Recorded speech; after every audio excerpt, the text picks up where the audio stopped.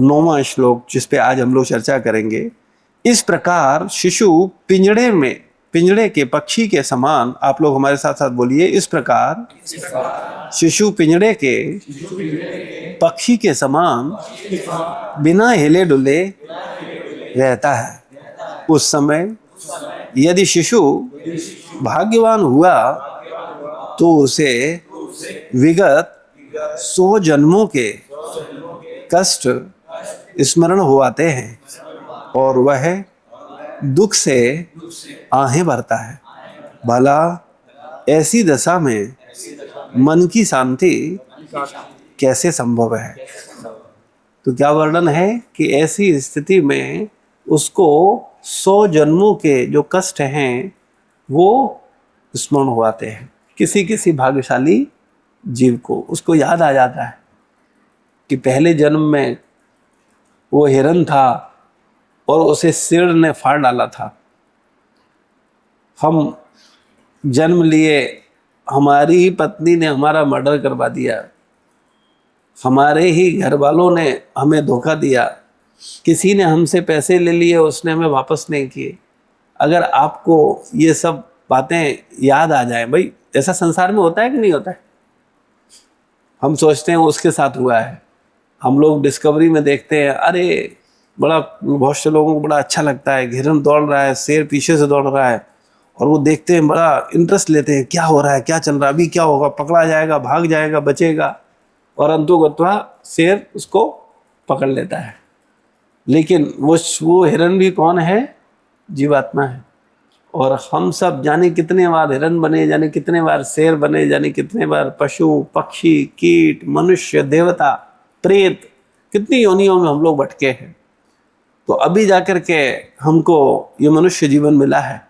तो माँ के गर्भ में जब किसी को ये याद आ जाते हैं पूरे जन्म, और कितने जन्म, 1-2 जन्म नहीं, 100 जन्म, तो आप सोचिए ऐसे में मन की स्थिति क्या रहती होगी। अभी आपको वर्तमान समय में ये याद आ जाए कि आप पूर्व जन्म में क्या थे और कैसे कैसे आपके साथ क्या हुआ, उससे पहले जन्म में क्या क्या हुआ, तो एकदम आप विचलित हो जाओगे। बहुत से लोग कहते हैं, अरे भगवान याद दिला देते, है ना। कई लोग भगवान से ज़्यादा अपने को बुद्धिमान मानते हैं।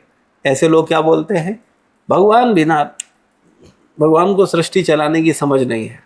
अरे प्रत्येक व्यक्ति को याद दिला दे, भाई भगवान के लिए तो संभव है कि उसने पिछले जन्म में जो किया उसका परिणाम भोग रहा है और सारी व्यवस्था ठीक हो जाएगी।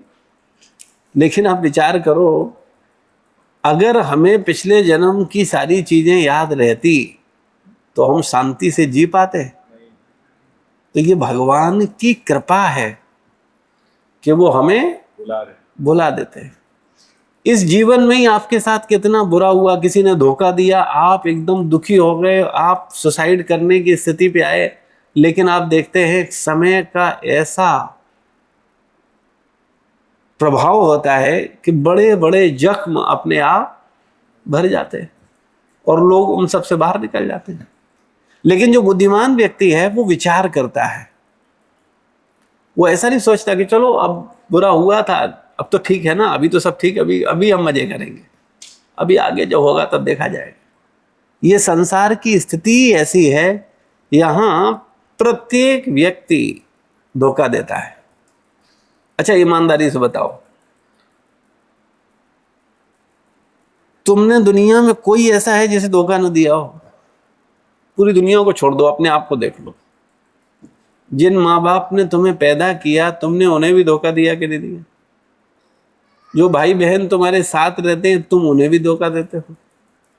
और अगर किसी का विवाह हो जाता है तो वो पत्नी को धोखा देता है, पत्नी पति को धोखा देती है।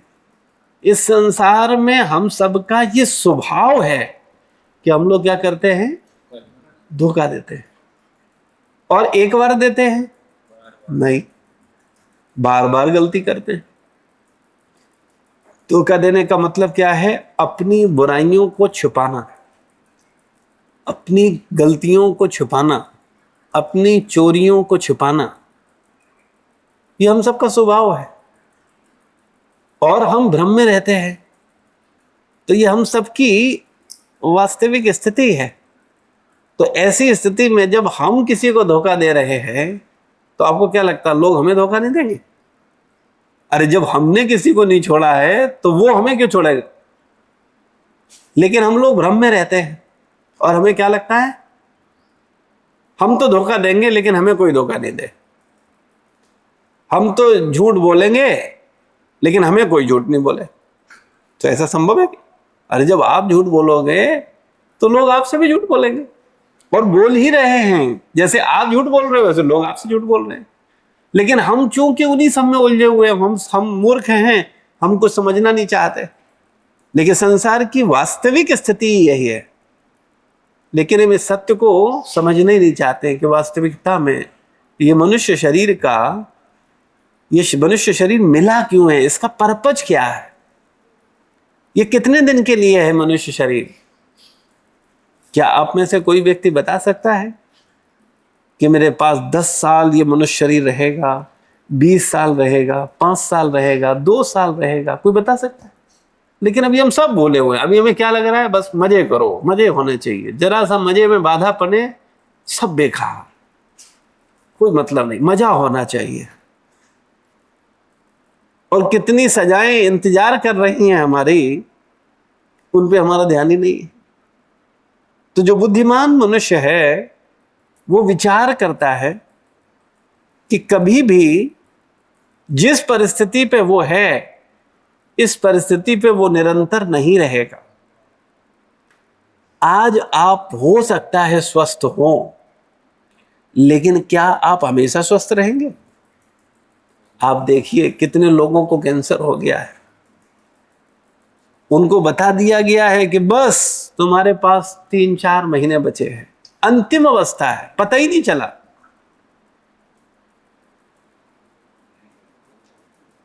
और लोग अपना जीवन जीते हैं कि नहीं जीते हैं? किसी को किसी से कोई फर्क पड़ता है? बस जिसको होता है वो पूछेगा, उसको भोगना पड़ता है, वो देखता है। अभी आप सब हो, फॉर एग्जाम्पल, अभी हम लोग हंस रहे हैं, खेल रहे हैं, बात कर रहे हैं, मजे करो, चलो भाई आओ, चलो चलते हैं, यहाँ चलते हैं, वहां चलते हैं। और अचानक पता चले किसी को कोई बड़ा गंभीर बीमारी हो गई, तो बताओ सब क्या कहेंगे? अच्छा ठीक है भाई, तुम्हें बीमारी हो गई है, तुम रहो, हम लोग मजे करने जा रहे हैं, चलो और लोग, हम लोग चलते हैं। ये होता है कि नहीं होता? किसी को किसी की कोई परवाह नहीं है। लेकिन जो अज्ञानता में है वो केवल और केवल भौतिक जगत में भोगों को भोगना चाहता है और उसको क्या लगता है बस यही मजा लेने के लिए मुझे शरीर मिला है। लेकिन जो बुद्धिमान है वो अपनी बुद्धि का सदुपयोग करके ये सोचता है कि ये बीमारियां क्यों आ रही हैं, ये मृत्यु क्यों हो रही है, ये मुझे जन्म क्यों लेना पड़ रहा है, मैं मां के गर्भ में क्यों लटक रहा हूं, बार बार लटक रहा हूं, अभी फिर लटक जाऊंगा, जैसे ही मरूंगा फिर जाकर के किसी मां के गर्भ में लटक जाऊंगा, फिर ऐसे ही होगा, फिर यही प्रोसेस चलेगा जिसकी चर्चा चल रही है। और मुझे अगर 100 जन्मों की याद आती है तो कितनी पीड़ा होगी।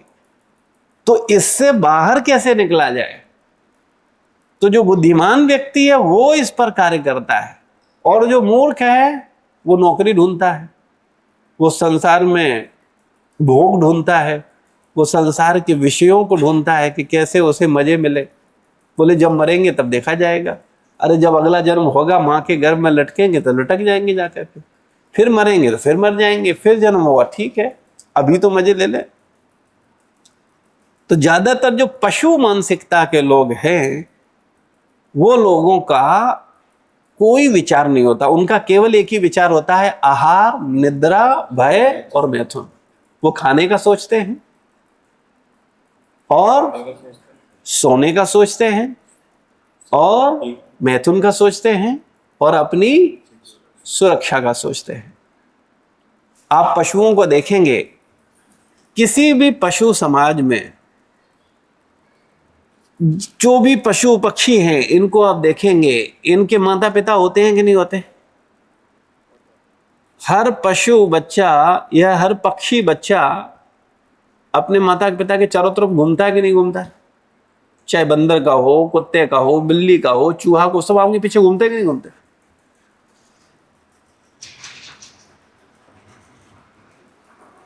प्रत्येक पशु पक्षी अपोजिट सेक्स के पीछे घूमता है कि नहीं घूमता? कुत्ता कुतिया के पीछे घूमता है, बंदर बंदरिया के पीछे घूमता है ना? आप देखेंगे चिड़िया चिरोटा के पीछे, चिरोटा चिड़िया, ये चारों तरफ है। कोई नया नहीं आप कर रहे हो, अनंत जन्मों में यही करते आए हो।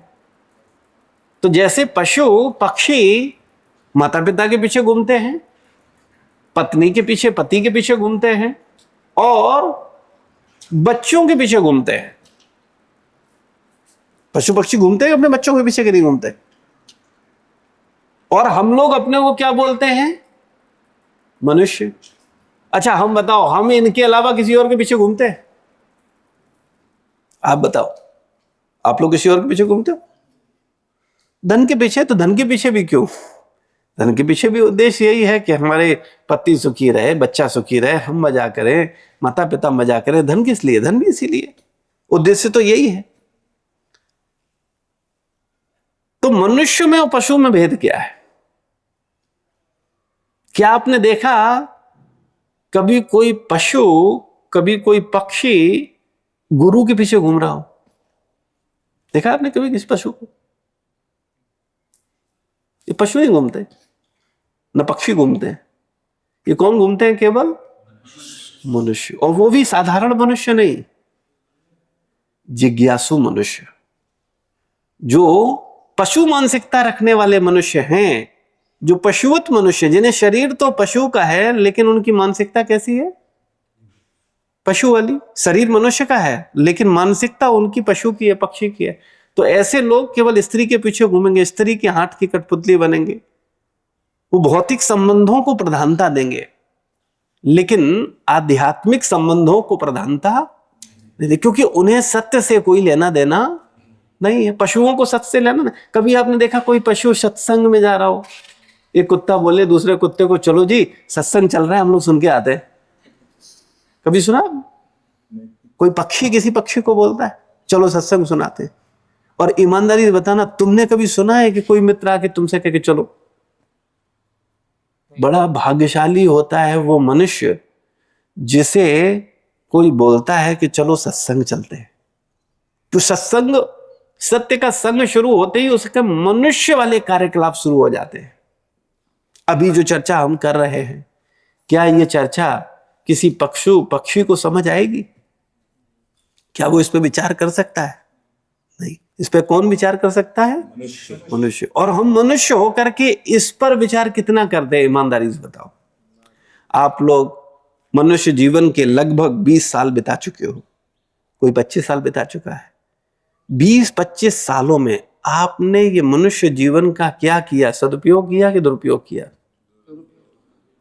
हुआ कि नहीं हुआ? ईमानदारी से बताओ। क्योंकि 20-25 साल में केवल आपने वही कार्य किया, माता पिता के पीछे घूमे, बहन भाई के प्रति पीछे घूमे, वही सांसारिक संबंध जो सब पशु कर रहे हैं, पक्षी कर रहे हैं, वही हम कर रहे हैं। क्या हमने इसका, मनुष्य शरीर का कोई सदुपयोग किया है? ये मिला किस लिए? इसका उद्देश्य क्या है? ये भी नहीं पता लोगों को।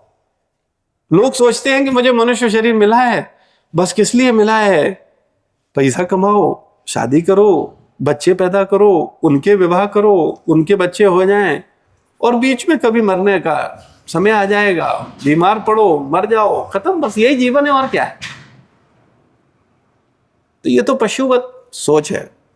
लेकिन जो मनुष्य है वो विचार कर सकता है, मैं मां के गर्भ में कैसे आया?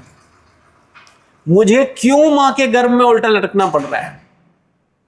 क्या ऐसा किया जाए कि मुझे मां के गर्भ में नहीं लटकना पड़े?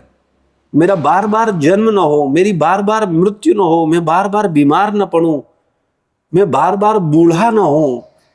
बूढ़ा होना किसी को अच्छा लगता है? आप देखेंगे अपना ही शरीर बोझ बन जाता है। आज जो शरीर आपको इतना अच्छा लग रहा है ना, क्योंकि ये बड़ा मजा दे रहा है। अभी युवावस्था में, जब बच्चे युवावस्था होती है, तब ये शरीर क्या देता है? बहुत मजा देता है। छोटी छोटी चीजें बड़ी अच्छी लगती है, घूमना बड़ा अच्छा लगता है, खाना बड़ा अच्छा लगता है, मैथुन बड़ा अच्छा लगता है, भौतिक जगत की चीजें हमें बहुत अच्छी लगती हैं। लेकिन जैसे ही वृद्धावस्था आती है, यही शरीर में सैकड़ों बीमारियां लग जाती हैं। पीड़ा होती है, हजारों तरह के कष्ट घेर लेते हैं, और संसार जैसा तैसा चलता है। फिर जब आप बूढ़े हो गए तो पूरा संसार बूढ़ा नहीं होगा। जो जवान होंगे वो अपने इंद्रिय विषयों में लगे होंगे, वो सब अपने मजा में लगे होंगे, और हम अपनी उन्हीं परिस्थितियों, उन्हीं बीमारियों, उन्हीं बुढ़ापे के साथ अकेले संघर्ष कर रहे होंगे। और हमें उन कष्टों को स्वयं झेलना है, कोई और नहीं। सुख के सब साथी दुख में न कोई। मजा लेना है, सब आ जाएंगे। चलो प्रभु कहाँ चल रहे हैं, अगली यात्रा कहाँ है। और पता चले एक भक्त पीड़ा में है, वो मल त्याग रहा है, उसको बीमारी है, कोई कहेगा चलो उसकी सेवा करते हैं चल के, चलो 4 दिन उसके पास रहेंगे, उसका मलमूत्र साफ करेंगे, उसकी केयर करेंगे। कोई सोचता है? बोले मरे, अपना अपना पाप अपना भोगे। तो ऐसा किसी दूसरे के साथ नहीं। जब आप किसी दूसरे के साथ ऐसा नहीं कर रहे हो तो आपके साथ भी कोई नहीं करेगा। जब आपको सेवा का संस्कार मिला ही नहीं है, आपको मजा का संस्कार मिला है, आपने दुनिया में बस मजे ही करते हुए लोगों को देखा है, और जैसे ही आपकी सजा का टाइम आएगा तो फिर आपको अकेले ही सजा भुगतनी होगी। उस सजा में आपके साथ कोई आने वाला नहीं है, क्योंकि आप किसी के में नहीं गए हो। आज तो समय इतना बदल गया है कि आज लोगों की अर्थियों में भी जाने का टाइम नहीं है।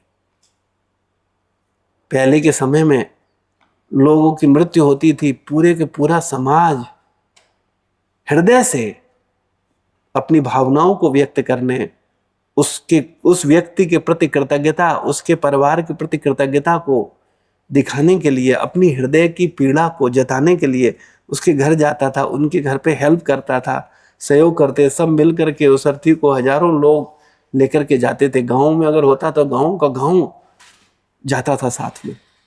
और आज वर्तमान समय में क्या है, बोले अब मर गया, अब क्या लेना देना, ठीक है खत्म करो। बोले अब क्या है, उसमें जाना क्या है, ठीक है।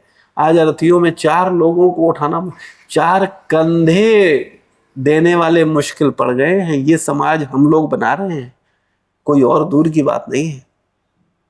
आपके घर में 4 कंधे नहीं मिलेंगे आने वाले समय। शहरों में तो ये स्थितियां हो गई हैं, लाश की गाड़ियां आती हैं, वो उठाती हैं, ले जाती हैं, खत्म।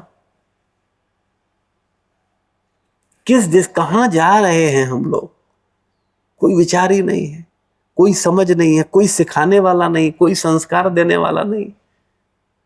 बस एक अंधी दौड़ में लगे हुए हैं सब।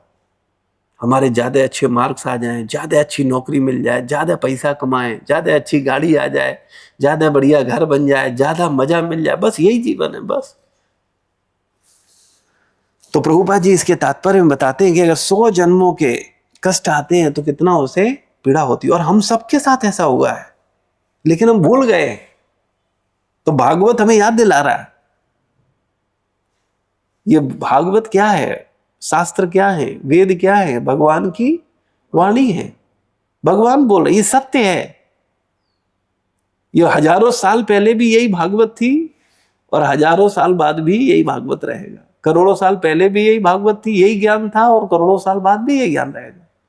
तो प्रभुपाद जी इसके तात्पर्य बताते हैं कि जन्म के बाद शिशु भले ही विगत जन्मों के कष्टों को भूल जाए, किंतु जब हम बड़े हो जाते हैं तब भागवत जैसे प्रमाणिक शास्त्रों को पढ़कर इतना तो समझ ही सकते हैं कि जन्म तथा मृत्यु के समय कितनी यातनाएं भोगनी पड़ती।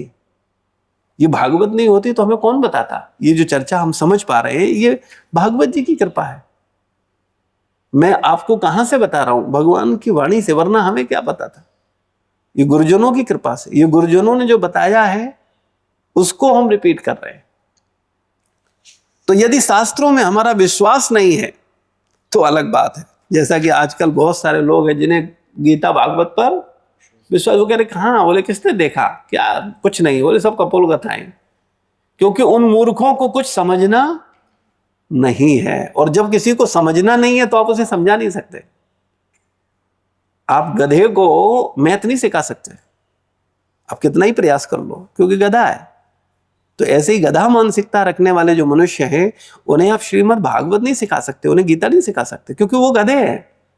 उन्हें इंटरेस्ट नहीं आएगा, उन्हें घास चरने में इंटरेस्ट आएगा, उन्हें मैथुन में इंटरेस्ट आएगा, उन्हें भोजन में इंटरेस्ट आएगा, उनको खिलाने ले जाओ, चलो चलते हैं किसी बड़े, हाँ बताओ कब चल रहे हो, कहाँ चल रहे हो, उस रेस्टोरेंट में, हाँ चलो चलते, सागर रत्ना चल रहे हो, अच्छा पिंड बलूची चल रहे हो, चलो हम चलते हैं, चलो खाएंगे चलते। उन्हें उसमें इंटरेस्ट है। लेकिन उनसे बोलो गीता के सत्संग में चलो, तो क्या कहेंगे, नहीं नहीं नहीं, वहां आगे क्या करेंगे। आप सबका अनुभव है, आप लोगों को प्रेरित करते हो, चलो आप भी चलो सत्संग में, आप भी गीता को पढ़ो, आप भी भागवत को, अरे क्या फालतू की चीजें, कुछ और अच्छी बात करो, पिक्चर देखना है, चलो चलते हैं, शराब पीनी है, चलो चले। तो कहने का तात्पर्य है, यहां बोल रहे हैं, किंतु यदि ऐसे शास्त्रों के प्रमाण पर हमारा विश्वास है तो हमें अगले जन्म में इससे मुक्त होने की तैयारी करनी चाहिए। अगर हमें विश्वास है कि सच बात तो है, वास्तविकता तो यही है, सच में मां के गर्भ में हम उल्टे लटके थे, कितनी यातनाएं भोगी है, और अभी मैं मरूंगा तो फिर कोई ना कोई जन्म मिलेगा, भाई जन्म, मृत्यु होगी तो जन्म होगा, जन्म होगा तो मृत्यु होगी, तो हम फिर किसी यातना में हम क्यों इससे बचा कैसे जाए, इसका क्या कोई तरीका है। श्रीमद् भागवत क्या कह रही है, क्या भागवत केवल समस्या पे चर्चा कर रही है, समस्या का समाधान नहीं बता रही, और अगर बता रही है तो समाधान क्या है, उसको हम पकड़ेंगे और उसके अनुसार जीवन जिएंगे तो हम ऐसी विपत्ति में नहीं पड़ेंगे। तो जो चाहते हैं वो निकलने का प्रयास करते हैं, और जो पशु मानसिकता के हैं उन्हें इनकी कोई परवाह नहीं है। तो जो भौतिक अस्तित्व के इन संकेतों की चिंता नहीं करता वह निश्चित रूप से आत्मघात करता है। कहा गया है, यह मनुष्य जीवन ही माया के अंधकार को या भव सागर को पार करने का एकमात्र साधन है। कौन सा? ये मनुष्य शरीर जो हमारे पास है। अब इस शरीर का आपको सदुपयोग करना है या दुरुपयोग, क्योंकि शरीर तो हमेशा रहेगा नहीं, ये शरीर हमेशा रहने वाला है, तो जब तक है तब तक इसका सदुपयोग कर रहे हो या दुरुपयोग। अब सदुपयोग कब होगा और दुरुपयोग कब होगा? अगर आप इस मनुष्य शरीर से पशुवत कार्य कर रहे हो, यानी केवल आहार निद्रा भय मैथुन कर रहे हो, तो क्या हो गया? इस मनुष्य शरीर का दुरुपयोग हो गया। और अगर इससे आप सत्य को जानने का प्रयास कर रहे हो कि सत्य क्या है, क्या हमेशा से हो रहा है और क्या हमेशा होगा, क्या वास्तविकता है, तो अगर कोई सत्य को जानने का प्रयास करेगा तब क्या होगा? सदुपयोग हो जाएगा। तो हम सदुपयोग कर रहे हैं, दुरुपयोग कर रहे हैं। तो मनुष्य शरीर का अंधकार या भवसागर को पार करने का एकमात्र साधन है। हमारे पास यह मनुष्य शरीर अत्यंत सक्षम नाव के समान है। यह मनुष्य शरीर को क्या बता रही है श्रीमद् भागवत? प्रभुपाद जी क्या बता रहे हैं? नाव के समान। जैसे नाव होती है, वो अगर समुद्र में है, भवसागर में है, तो क्या है? मनुष्य शरीर है ना, तो नाव है, तैर रही है। अब तैर रही है तो किधर तैरेगी? हाँ, वो कौन, नाव को चलाने वाला कौन है? तो बोलते हैं गुरु। बोलते हैं यह मनुष्य शरीर अत्यंत सक्षम नाव के समान है और गुरु ही इसके अत्यंत दक्ष कप्तान है। नाव पे अगर कोई कप्तान ना हो, नाव को कोई दिशा देने वाला ना हो, तो नाव फिर किधर भागेगी? किधर चली जाएगी। और अंतोगत्वा अगर गंगा जी में नाव छोड़ दी जाए और उसको कोई चलाने वाला ना हो, तो बहती बहती बहती बहती सागर में पहुंच जाएगी। और अगर उस पे नाविक हो तो क्या होगा? इस पार से उस पार ले जाएगी। और शास्त्रीय जो आदेश हैं, शास्त्र के जो आदेश हैं, वो क्या है? अनुकूल हवा। तो नाव को जब अनुकूल हवा मिलती है तब क्या होता है? वो बड़ी आसानी से उस दिशा में बढ़ती जाती है। तो ये जो शास्त्र के आदेश हैं वो क्या है? अनुकूल हवा है। गुरु कौन है? कप्तान है, जो नाव को दिशा देने वाले हैं, नाव को चलाने वाले। और नाव क्या है? शरीर। ये मनुष्य शरीर, शरीर नहीं, मनुष्य शरीर। शास्त्रीय आदेश अनुकूल हवाओं के समान है। यदि इन सभी सुविधाओं के रहते, और मान लो किसी को ये सब सुविधाएं मिल जाए, उसको मनुष्य शरीर रूपी नाव भी मिल गई है, दक्ष गुरु कप्तान के रूप में भी मिल गए हैं, शास्त्रों की शिक्षाएं अनुकूल हवाओं के समान भी हैं, रहते हुए भी हम अज्ञान के सागर को पार नहीं करते। और फिर भी इतना सब होने के बावजूद भी हम अज्ञानता में ही लगे हुए हैं। हम समझना ही नहीं चाहते हैं कि सत्य क्या है, हम उस पर चलना ही नहीं चाहते हैं। तब क्या है? तो हम जानबूझकर आत्मघात करते हैं। तो हम सब बुद्धिमान हैं, आप सब बुद्धिमान हो, आप सबका अपना जीवन है।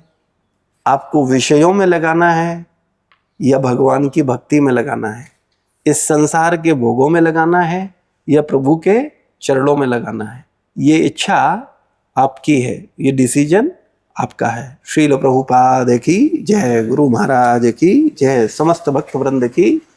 किसी का कोई प्रश्न है, कोई जिज्ञासा है तो पूछ सकते हैं। हरे कृष्णा प्रभु जी। प्रभु जी, प्रश्न ये है कि कई बार होता क्या है कि हम चीज़ों को जानने लगते हैं गुरु कृपा से, और पहले से भी या फिर हम जान रहे होते हैं, लेकिन हमें उस चीज़ का रियलाइजेशन उतना नहीं होता। हमें बोध, जैसे कहते हैं आत्मबोध होना, वो नहीं होता है कि हम चीज़ें हिट कर जाएं और हम उस चीज़ को अमल करना शुरू कर दें। ईमानदार व्यक्ति को ही एहसास होता है, जो बेईमान है उसे कहाँ से एहसास होगा। जो व्यक्ति ईमानदार है वो विचार करता है, और जो व्यक्ति सब जगह बेईमान है तो वो आध्यात्मिक शिक्षा में भी बेईमानी करता है, फिर वहां भी बेईमानी करता है। तो हिट करने के लिए ये आवश्यक है केवल उस सत्य को सुना और बोला ही ना जाए, उस पर मनन भी किया जाए। हम लोग विषयों का चिंतन मनन करते हैं कि नहीं करते?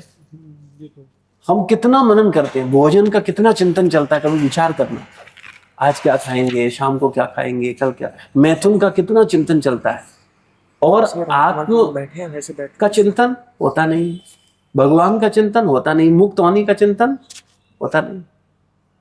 तो हम सब लोग जो जिसका चिंतन करना चाहिए उसका चिंतन नहीं करते, और जिसका चिंतन नहीं करना चाहिए उसका चिंतन करते हैं, इसलिए ऐसी स्थिति बनती।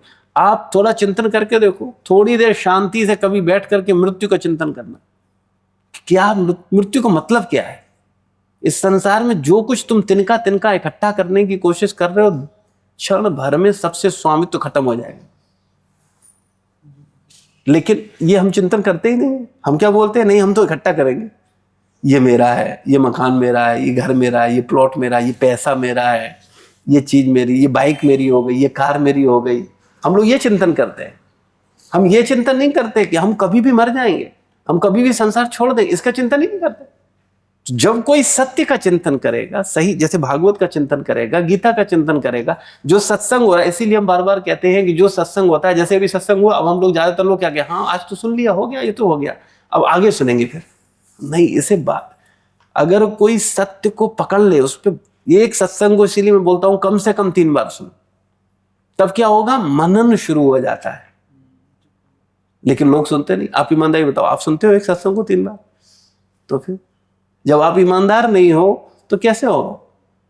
और मैं तुम्हारे ही छोड़ो, चलो मैं पूछ रहा हूं जितने लोग बैठे हैं, अभी देख लो सच्चाई, ईमानदारी बताना, एक सत्संग को 3 बार कितने लोग सुनते हैं? ईमानदारी हाथ खड़ा करो। कोई नहीं। तो कहां से कल्याण होगा? उनको क्या लगता है, वो अपना दिमाग लगाते हैं ना लोग, वो क्या सोचते हैं, 1 घंटा तो सुन लिया, अरे 2 घंटे कोई नई बात सुनेंगे, कोई नया ज्ञान लेंगे, वही एक बात को 2 बार सुनने से क्या फायदा। अरे सुनना ही है तो हम 4 और नए लेक्चर सुन लेंगे। तो मूर्ख हो ना, तो मूर्खता से बाज नहीं आओगे। कुछ बताया जाएगा उसे लोग मानेंगे नहीं, उसको समझेंगे नहीं, अपनी बुद्धि लगाएंगे, तो अपनी बुद्धि लगाते रहो जैसे बोला जाए। इसलिए क्या बोला, गुरु को क्या बताया गया, कप्तान। कप्तान मतलब जो नाव, अब कप्तान बोल रहा है नाव इधर चलनी चाहिए और नाव जा रही उधर, मार्ग मिलेगा? तो हम लोग यही बेईमानी करते हैं, हम उसको मानते नहीं है।